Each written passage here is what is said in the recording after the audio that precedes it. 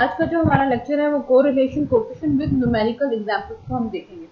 Correlation coefficient देखेंगे कि correlation coefficient क्या है और उसके बाद उसकी न्यूमेरिकल एग्जांपल हम सॉल्व करेंगे ताकि हमें अंडरस्टैंड हो सके कि हम अगर आपको एग्जांपल दी, अगर आपको क्वेश्चन दिया हुआ है तो आप उसको न्यूमेरिकली कैसे सॉल्व कर सकते हैं, कैसे कोरिलेशन कोएफिशिएंट फाइंड आउट कर सकते हैं।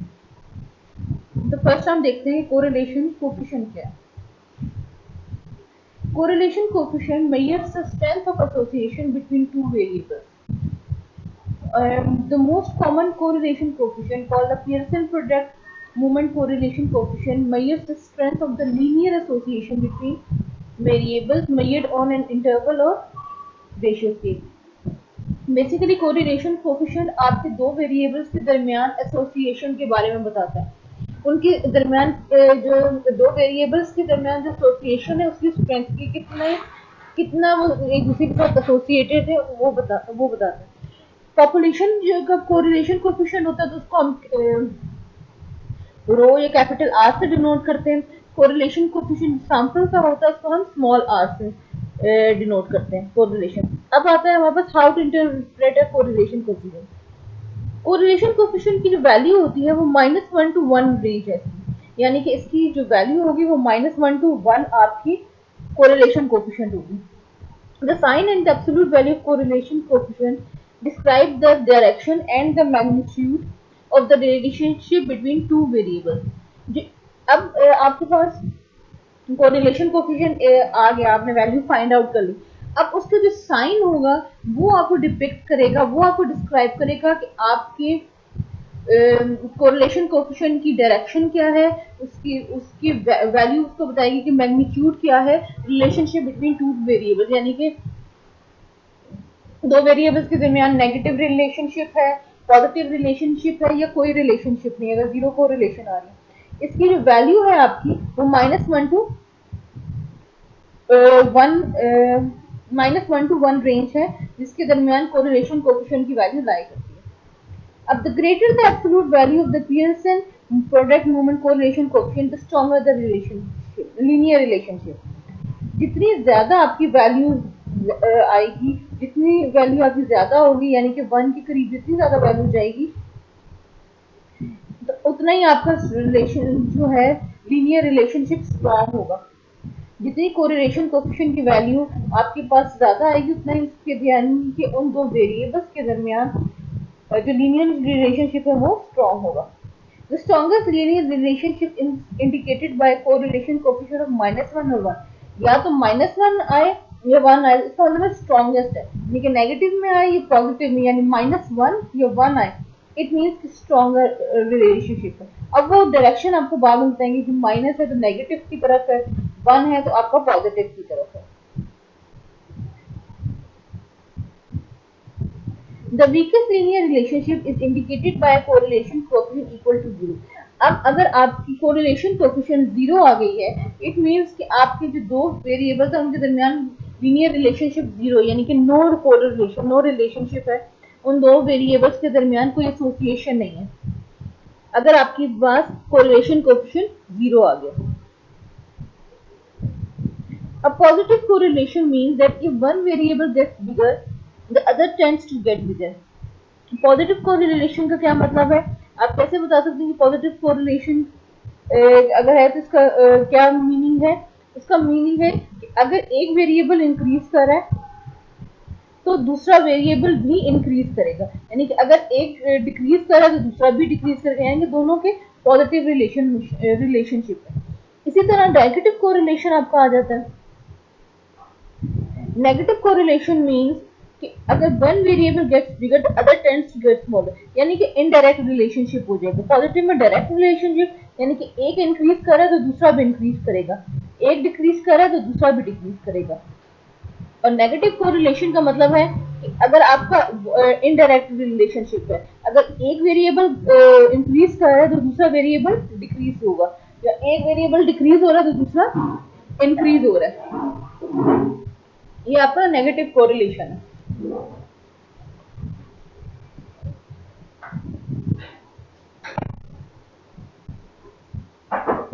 अब हमारे पास जो Pearson product moment correlation coefficient है वो सिर्फ और सिर्फ आपका लीनियर रिलेशनशिप मेजर करता है। जो Pearson product movement correlation coefficient है वो आपका क्या मेजर करता है, सिर्फ it measures only linear relationship.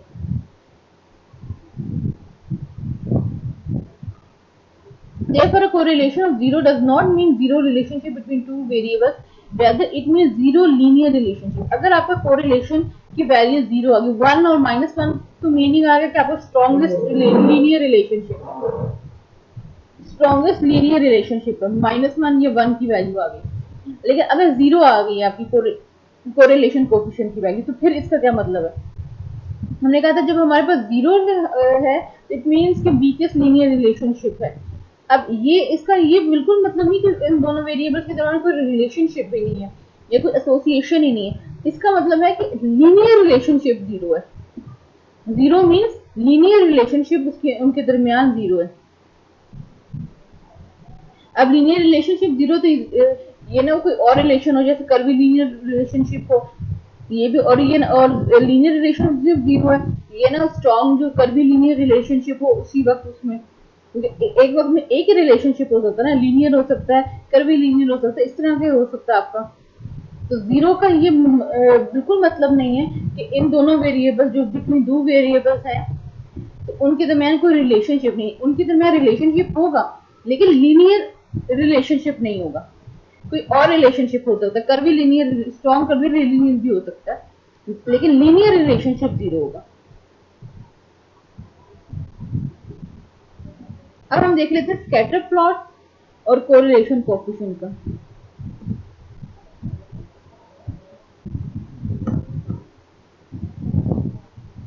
अब स्कैटर प्लॉट आपको ये डिफरेंट पैटर्न ऑफ डेटा जो है वो बता रहे हैं, जो आपकी डिफरेंट कोरिलेशन आई है। अब आपके पास जो फर्स्ट है वो आपको स्ट्रॉन्गेस्ट पॉजिटिव कोरिलेशन बता रहा है, मैक्सिमम पॉजिटिव कोरिलेशन बता रहा है। हमने पढ़ा है कि आर की जो वैल्यू है वो -1 to 1 है, यानी कि आर की जो रेंज है वो -1 to 1 है। तो जो मैक्सिमम पॉजिटिव कोरिलेशन होगा तो उसकी value r is equal to 1 होगी।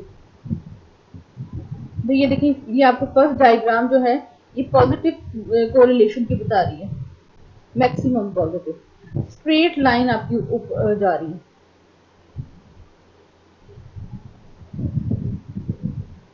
इस तरह आपके पास आर की वैल्यू 0.8 है, ये भी positive correlation, strong positive correlation आपके पास।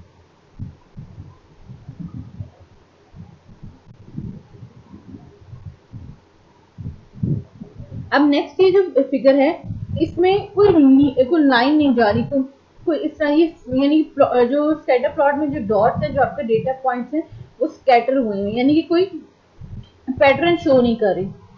जब कोई पैटर्न शो नहीं करता इसका मतलब होता है हमारे पास r is equal to zero, यानी कि कोरिलेशन हमारे जीरो के इक्वल है। तो ये वाले जो आपके पास स्कैटर प्लॉट है ये जीरो कोरिलेशन के बारे में बता रहा है। ये जीरो कोरिलेशन मीन्स ये कोई पैटर्न शो नहीं हो रहा।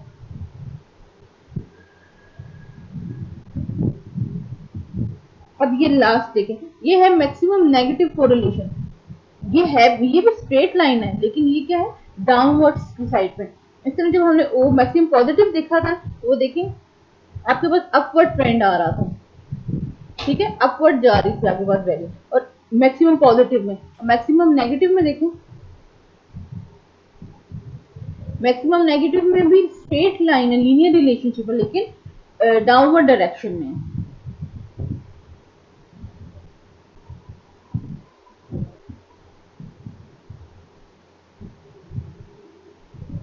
ये आपके पास मॉडरेट नेगेटिव रिलेशनशिप है, कोरिलेशन है। अब इसमें जो डायग्राम आई है, ये लास्ट वाली डायग्राम जो है इसमें स्ट्रॉन्ग कोरिलेशन है और साथ में एक आउटलायर भी है। देखिए, एक तो स्ट्रेट लाइन आ रही है जो आपको बता रही है कि स्ट्रॉन्ग रिलेशनशिप, जब आपके पास आर इक्वल टू 0.71 आया और उसने फाइन बनाया ये। और साइड पे देखें एक आपके जो लेफ्ट साइड में एक सिंगल डॉट आ रहा है, एक सिंगल आपके पास डॉट आ रहा है, वो क्या है आपके पास आउटलायर। आपके पास अगर डेटा में आउटलायर आ जाए, यानी आउटलायर मीन्स कि कोई बहुत बड़ी वैल्यू है। अगर एक मेरे पास डेटा सेट है उसमें जिस तरह वैल्यूज आ रही है 2, 4, 6, 8, 10, फिर एकदम अचानक आ जाए 50, तो वो एज आउटलायर आ जाएगा ना, एकदम से वो 50 पे चला गया, बहुत बड़ा वो, क्योंकि पहले में एक पैटर्न शो हो रहा था जहाँ 2 का डिफरेंस आ रहा था, और वो 2 4 6 8 10 और एकदम से 50 आ गया।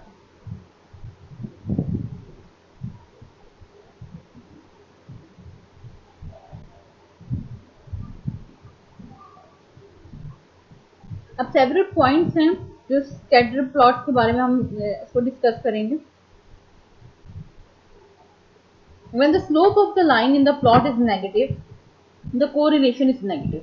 जब आपकी स्लोप ऑफ द लाइन जिस तरह ये वाली नेगेटिव है तो आपका कोरिलेशन भी नेगेटिव है। अगर आपको स्कैटर प्लॉट दे दें और कहें कि जी इसमें बताएं कौन सा कोरिलेशन है, पॉजिटिव कोरिलेशन है, नेगेटिव कोरिलेशन है, इस तरह।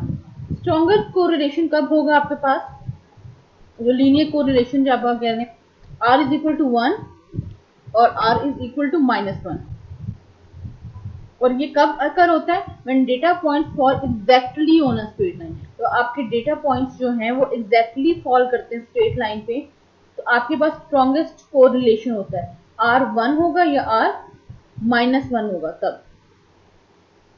The correlation becomes weaker as the data points become more scattered. Correlation weaker होता जाएगा जैसे जैसे डेटा पॉइंट्स ज्यादा स्कैटर करते जाएंगे, जिस तरह वो स्कैटर करते जाएंगे उसी तरह आपका कोरिलेशन जो है वो वीक होता जाएगा। If the data point fall in a random pattern the correlation is equal to 0। अगर आपका कोई पैटर्न नहीं है कोरिलेशन का, कोई स्कैटर प्लॉट में कोरिलेशन का कोई पैटर्न नहीं है, इट मीन्स कि आपकी जो कोरिलेशन है वो इक्वल्स टू 0 आ रही है। और कोरिलेशन जो लास्ट पॉइंट है कि कोरिलेशन जो है affect by the outlier. Compare the first scatter plot with the last scatter plot. The single outline in the last plot gradually reduces the correlation from 1 to 0.71. अब ये देखिए आपके पास ये था, ये मैक्सिमम कोरिलेशन था, r is equal to 1, strongest correlation था। ये वाली डायग्राम स्कैटर प्लॉट देखें और ये वाला, अब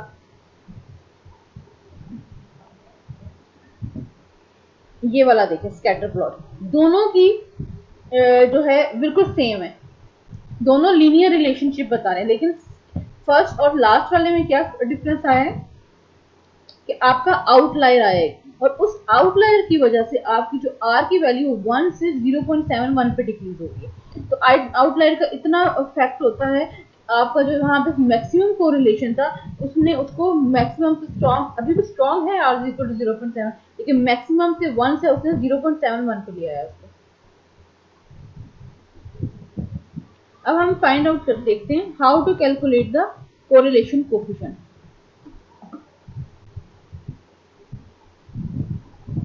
अब कोरिलेशन r जिसको हम r से डिनोट करते हैं, उसको बिटवीन टू वेरिएबल्स में आप कैसे करते हैं, r is equal to summation x y divided by square root of summation x square into summation y square भी आपका है, जबकि इसमें x की क्या वैल्यू होगी,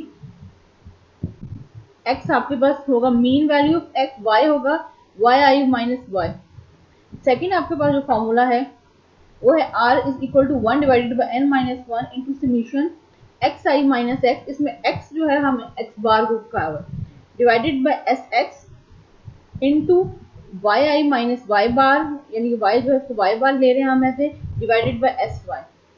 तो n आपके पास नंबर ऑफ ऑब्जर्वेशन है, समीशन आप सिग्मा जो आपका साइन आ रहा है ये समीशन का सिंबल है आपके पास, एक्स आई वैल्यूज है x की फॉर ऑब्जर्वेशन i, x जो है वो सैंपल मीन है ऑफ x, y आई जो है आपके पास वैल्यू फॉर ऑब्जर्वेशन i है, y आपके पास सैंपल मीन ऑफ y है, एस एक्स है sample standard deviation of x, और एस वाई जो है आपके पास sample standard deviation of y। अब इंटरप्रिटेशन क्या होती है आपकी सैंपल कोरिलेशन की, कोरिलेशन किस पे डिपेंड करती है, sample correlation coefficient depends on how the sample data are collected with a large simple random sample, the sample correlation coefficient is an unbiased estimate of the population correlation. ये formulas हैं आपके जो इसको use करेंगे हम अपना correlation coefficient find out करने। आपने कोरिलेशन कोएफिशिएंट फाइंड आउट करना है, तो ये फॉर्मूला, फर्स्ट फॉर्मूला है वो ये देख लें, आर एक्स वाई, जब बिटवीन टू वेरिएबल्स है आर एक्स वाई, यानी कि एक्स एंड वाई के दरमियान आप कोरिलेशन कोएफिशिएंट फाइंड आउट करें। Summation x i minus x bar into y i minus y bar divided by square root of summation x i minus x bar whole square into summation y i minus y bar whole square. Sigma है जिसका मतलब sum up है आपके पास x i minus x bar means कि आपने each x value को minus करना है मीन ऑफ एक्स के, और वाई आई माइनस वाई बार का मीनिंग है कि आपने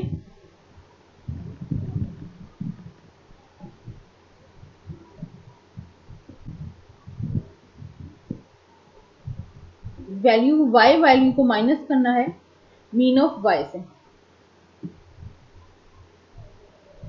या ये फॉर्मूला भी आप यूज कर सकते हैं, या तो आप ये वाला फॉर्मूला यूज कर लें, ठीक है, ये जो आपको सामने नजर आ रहा है ये वाला या ये वाला यूज कर लें। सेकंड वन है r is equal to n summation x y minus summation x summation into summation y divided by under root n summation x square minus summation x का whole square into n summation y square minus summation y का whole square.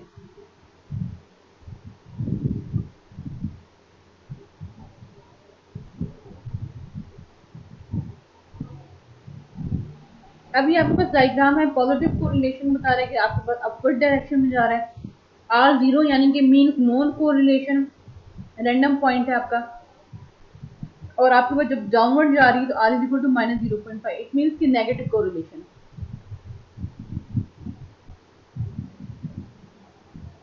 A correlation coefficient of 1 means that for every positive increase in one variable, there is a positive increase of a fixed proportion in the other. For example, अगर आपके shoe sizes go up in almost perfect correlation with foot length, आपका shoe size भी grow up करेगा जैसे जैसे आपकी foot length grow up करेगी, तो ये positive relation है। A correlation of -1 means that for every positive increase in one variable, there is a negative decrease of a fixed proportion in the other. For example, the amount of gas in a tank decreases in almost perfect correlation with speed. जैसे जैसे आप speed increase करते जाएंगे वैसे वैसे amount of जो gas है इन tank वो डिक्रीज होती जाएगी, क्योंकि वो कंज्यूम हो रही है एक आपकी रही है आपके पास नेगेटिव कोरिलेशन की example. The zero means that for every increase there is not a positive or a negative increase. They do just are not related. It means zero means कि आपका ना पॉजिटिव उसमें है ना नेगेटिव इफेक्ट है।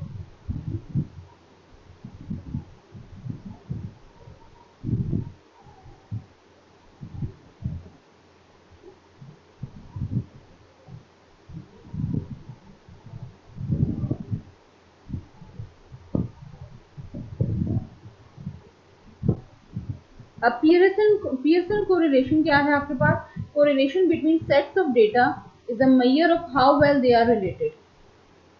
The most common measure of correlation in the statistics is the Pearson correlation, जिसकी full name जो है इसका पियर्सन प्रोडक्ट मूवमेंट कोरिलेशन है, जो आपको linear relationship between the two data sets देता है। आपको जो पियर्सन प्रोडक्ट मूवमेंट कोरिलेशन है वो लीनियर रिलेशनशिप बताता है टू सेट्स ऑफ डेटा। अब हम एग्जांपल देख लेते हैं कि how can we find out the correlation coefficient between two variables. Example है आपके पास, find the value of the correlation coefficient from the following table.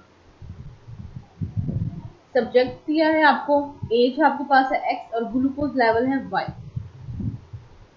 Subject है 1 2 3 4 5 6 सब्जेक्ट है और उनके कॉरेस्पॉन्डिंग वैल्यूज हैं। x है आपके पास 43 21 25 42 57 59। y की वैल्यू है आपके पास 99 65 79 75 87 81। ये आपके पास x और y की वैल्यू है।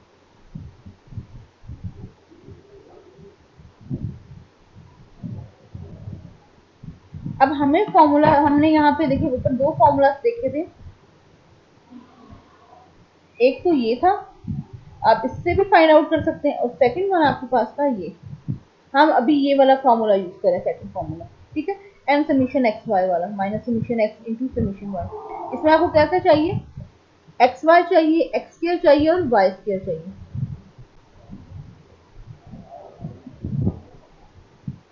एक्स वाई की वैल्यू फाइंड आउट करेंगे पहले। एक्स वाई की कैसे फाइंड आउट करेंगे कि एक्स को मल्टीप्लाई विथ वाई, 43 को मल्टीप्लाई बाय 9 किया तो आपके पास वैल्यू आई 4257। 21 multiply by 65 is equal to 1365। 25 multiply by 79 is equal to 1975। 42 multiply by 75 is equal to 3150। 57 multiply by 87 is equal to 4959।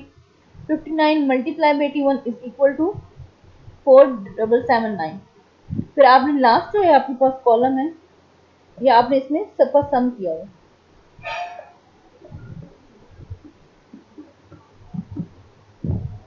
ठीक है, ये आपके पास सम है, सम कह लें या आप टोटल कह लें।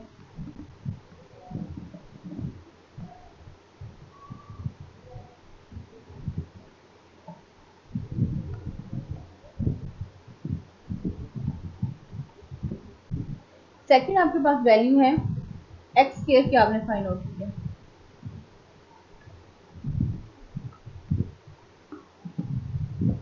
एक्स स्क्वायर कैसे फाइंड आउट किया, 43 का स्क्वायर 1849, 21 का स्क्वायर 441, 25 का स्क्वायर 625, 42 का स्क्वायर 1764, 57 का स्क्वायर 3249,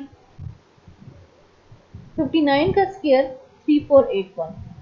फिर इस तरह लास्ट कॉलम जो है आपके पास y का स्क्वायर है, 99 का स्क्वायर इज इक्वल टू 9801, 55 का स्क्वायर 4225, 79 का स्क्वायर 6241, 75 का स्क्वायर 5625, 87 का स्क्वायर 7569, 81 का स्क्वायर 6561।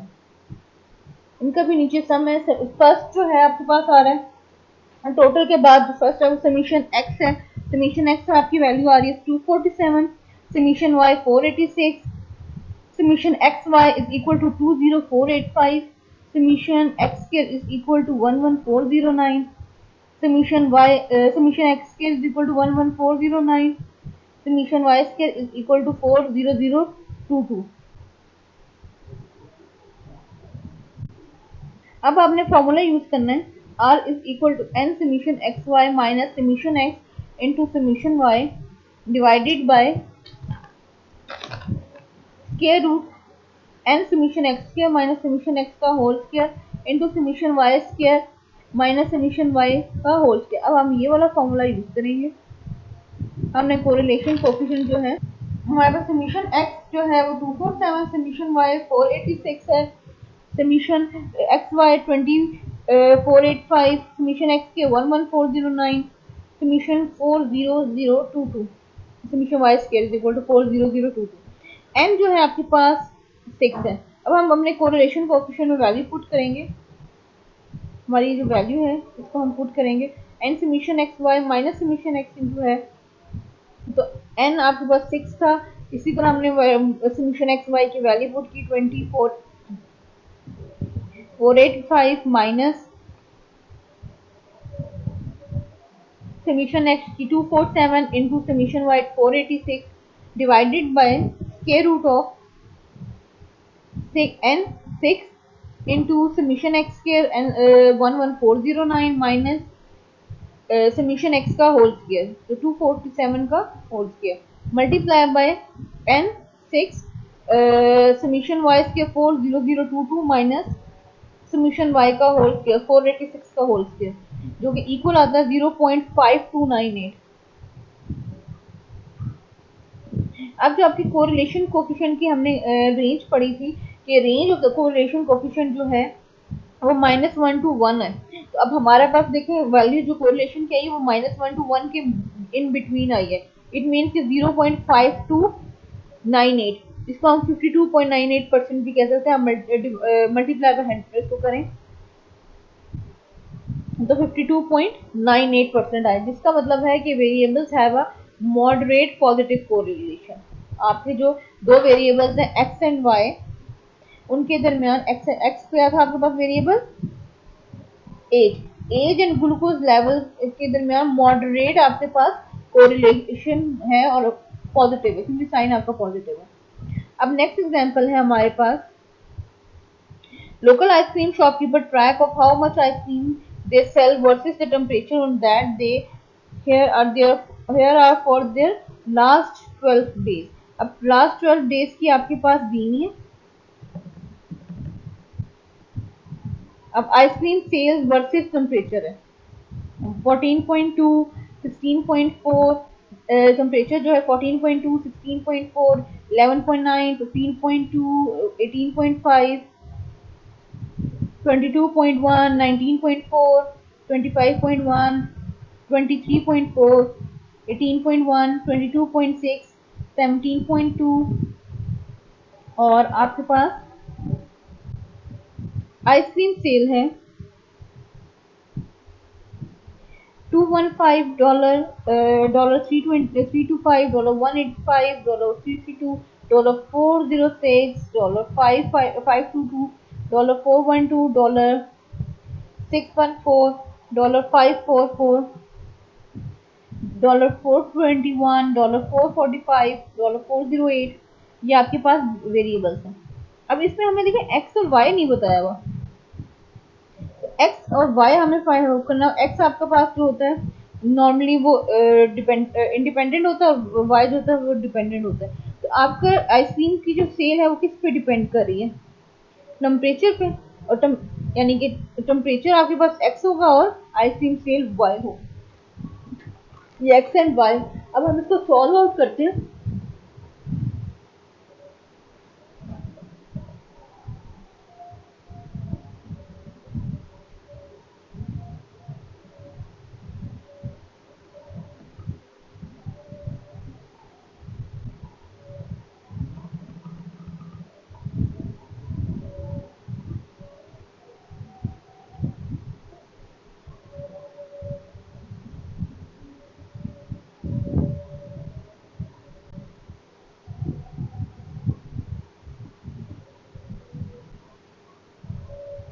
आपके पास फर्स्ट है टेम्परेचर है,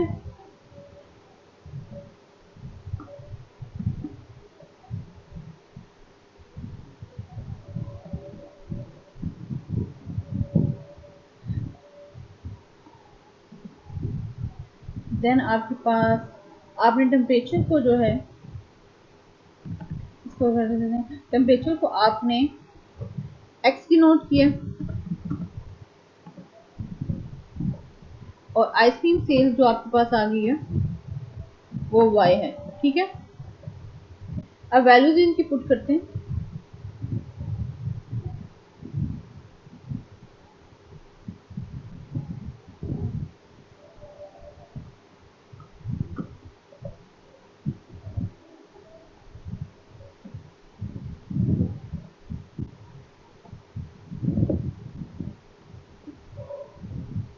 ट्वेंटी 22.1 तक आ गया मेरे।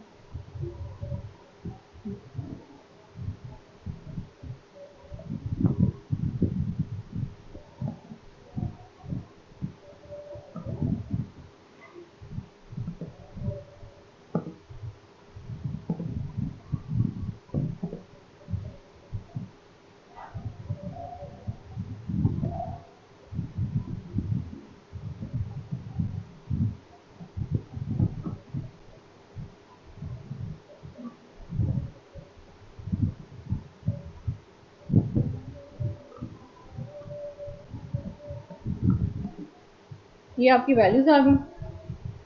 ठीक है, एक्स एंड वाई की।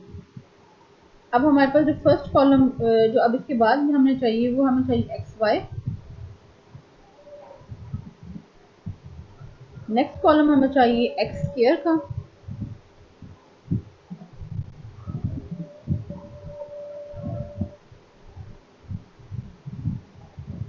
नेक्स्ट कॉलम हमें चाहिए Y square.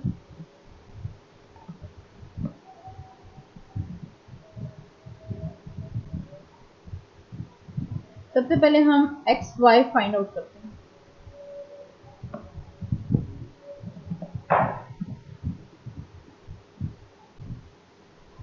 X Y find out करने के लिए हम क्या करेंगे, x multiply by y. X की वैल्यूज को 14.2 मल्टीप्लाई बाय 215 आपके पास वैल्यू आ गई 3053।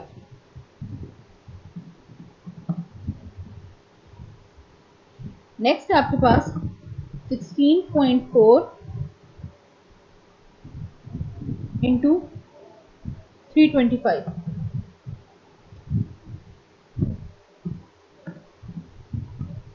5330।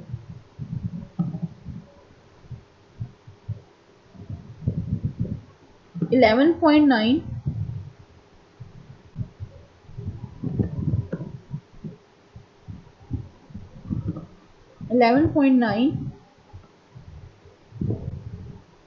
Into 185 2201.5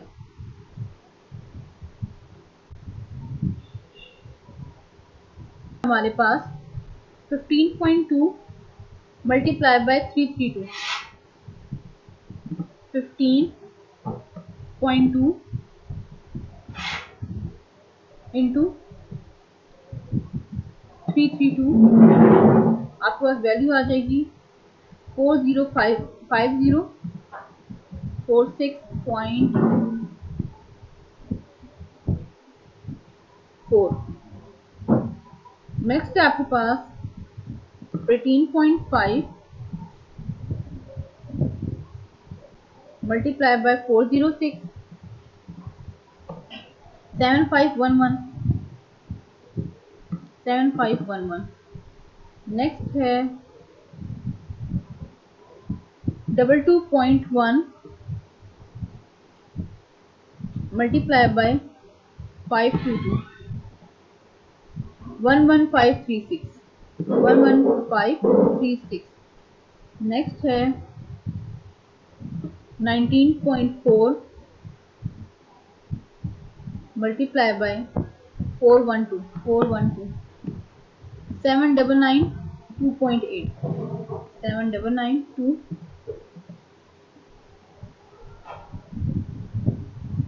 25.1 into 614 15411.4 23.4 into 544 12729.6 12729.6। इस तरह है आपके पास 18.1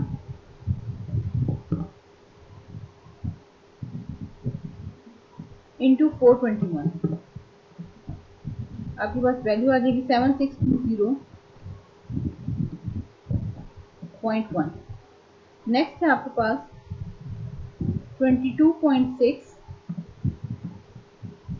इंटू 445 10057।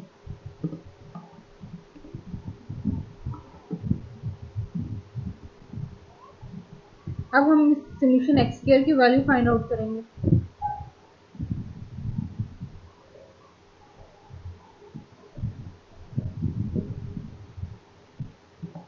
फोर्टीन पॉइंट टू का स्क्वायर 201.64 नेक्स्ट है 16.4 का स्क्वायर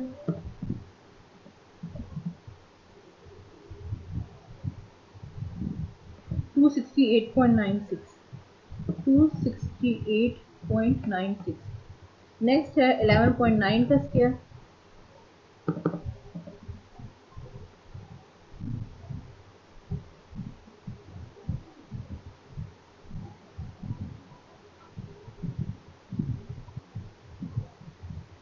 15.2,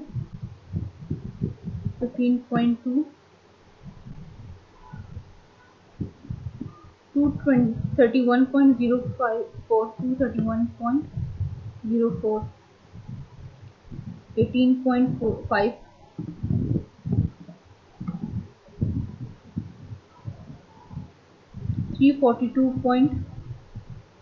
342.25. नेक्स्ट है 22.1,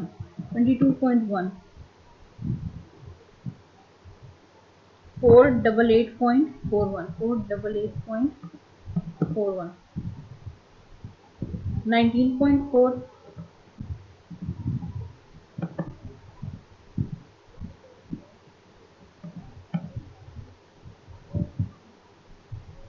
376.36, 376.36,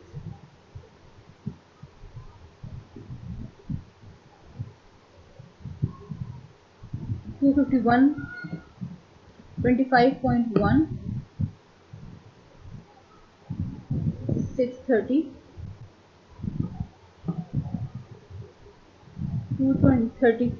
23.4 का स्क्वायर है आपके पास 547.56, 18.1,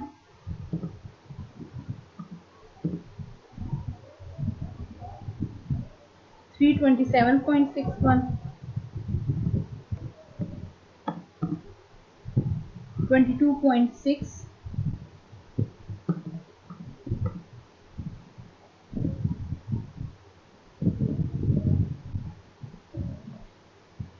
510.76, 510.76। इस तरह वाई स्क्वायर की वैल्यू फाइंड आउट करेंगे हम।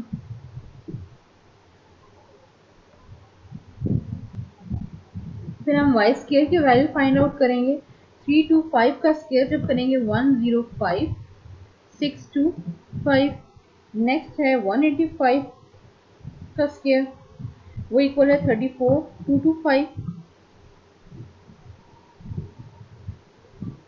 नेक्स्ट है आपके पास 332 का स्क्वायर, 110,224। 406 मल्टीप्लाई बाय 406 आपके पास होगा 164,836। नेक्स्ट है आपके पास 522 का स्क्वायर, 272,484। 412 का स्क्वायर है 169,744। 614 का स्क्वायर है 376,996। 544 का स्क्वायर है 295,936। 421 का 177,241। 445 का स्क्वायर है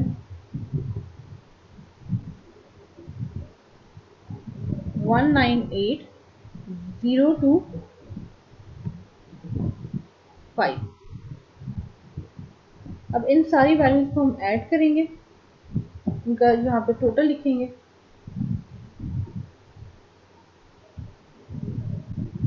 अब हम इसमें अपने फॉर्मूला में वैल्यूज पुट करेंगे।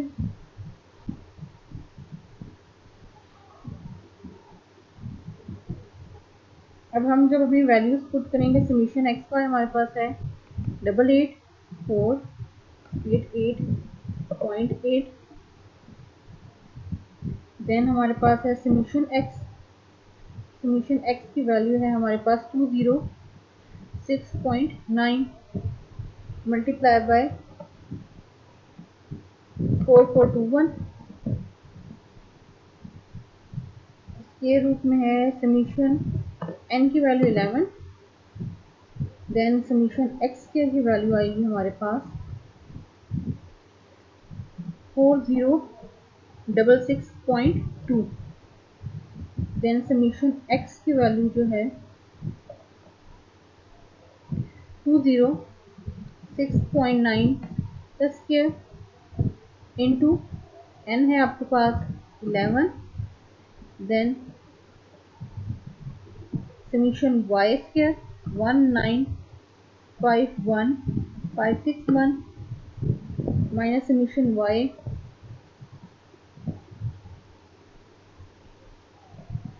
4421 का स्क्वायर।